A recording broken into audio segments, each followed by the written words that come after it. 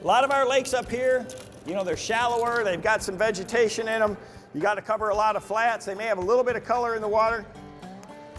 My number 2 lure, first thing in the spring, and again, these are baits that as soon as the water opens up, and I can start fishing out there, as soon as we get water that you can launch a boat in, even sometimes when the lake is still half frozen, I can go out there and I'll catch bass with hard baits like this. So, you know, a lot of guys think you got to fish a grub or a jig or something like that, but most days, the best lure for me in these real cold spring scenarios are hard baits like this lipless crankbait. Now this is a straight king red-eye shad. Tremendous, tremendous early season lure. What I love about this is, you know, it's a typical lipless crankbait. It's got a lot of BBs in it, so it makes a lot of noise. But the real unique thing about these baits is the flat sides that they have. They have a real tight vibration to them. And there's something about cold water and crankbaits that have a real tight wobble that bass just can't stand. So, you know, with this, you can just cast it out there and start with a steady retrieve and just, just try to reel it along. And a lot of times you can catch some fish by doing that. But what I found with this bait is it's the way that it falls that makes it really effective. So most people just fish them like this. They just kind of reel them in with a straight retrieve. If you can fish it around some grass or some vegetation, you hit some grass, you can kind of rip it free. A lot of times that'll trigger a strike. What I do with this is I have a whole system that I use with these crankbaits. And first off, you notice I've got it rigged on a pretty big rod. This is one of my own Tour Series crankbait rods that's a composite between glass and graphite. So I kind of get the best of both worlds. I get the sensitivity of graphite so I can feel if I've got any weeds or slime on the hooks. Even the slightest little bit with that graphite, it tells you everything that bait's doing, even on a really long cast. And what the glass does is it gives me a nice soft action, and it makes the action of the rod a lot slower. And what I mean by that is if I hit a stump or a rock with this bait, the rod unloads a lot slower than a graphite rod. A graphite rod, when you bend it and let the snap out of it, it immediately jumps back into that original space. And that doesn't allow that bait to really deflect off the cover as well. So that's why I like glass for crankbaits, is the way that slow action allows that bait to deflect if I'm fishing it around rocks or stumps or grass, things like that. The other thing by having a real long rod like this is it really gives me depth control. And what I want depth control for was this bait right here, it sinks, you know, so I want to get it down to where it's going to be down there near the bottom.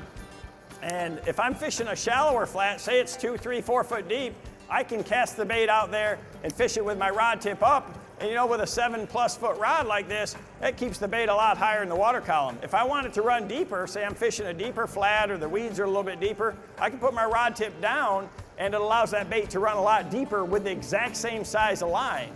Then, if I've got a couple of these different outfits rigged, one with, say, 10-pound test fluorocarbon, and I always use fluorocarbon for crankbaits, okay? Fluorocarbon is, to me, is a must for your crankbaits and your jerkbaits. What fluorocarbon does is first off, it sinks, so it allows your crankbaits to run a little bit deeper. It's real low in stretch, so that it gives you tremendous sensitivity and a really good hook set, even with a soft rod like this. And the other thing is it's really, really abrasion resistant. So the durability aspect of it is really good. So for crankbaits, always fluorocarbon.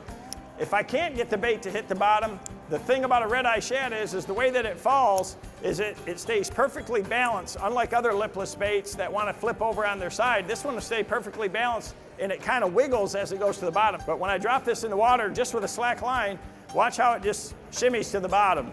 But when it falls like that, can you see the way it swims to the bottom?